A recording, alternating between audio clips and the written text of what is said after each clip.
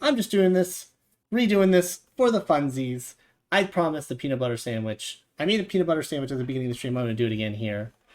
So first thing you're going to need is a big old piece of bread. It tastes like sugar. Then, if you can afford it, you should get another piece of bread. This one's a little more stale, tastes like an old shoe. You can leave that up here for later.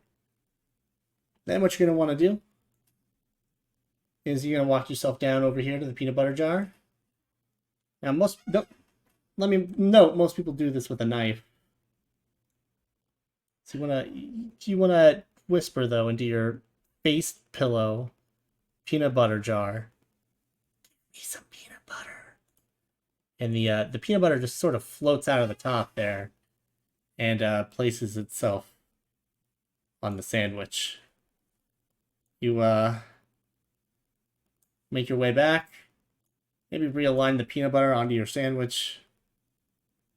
Grab your other piece of bread and float it back down. And boom. You got yourself a peanut butter sandwich. That's it for cooking with metal. And don't forget to brush your teeth. Wipe your ass. And make America metal again. No jelly, banana. I can't afford jelly. Good night, everybody. I hope you all make yourself a good PB&J.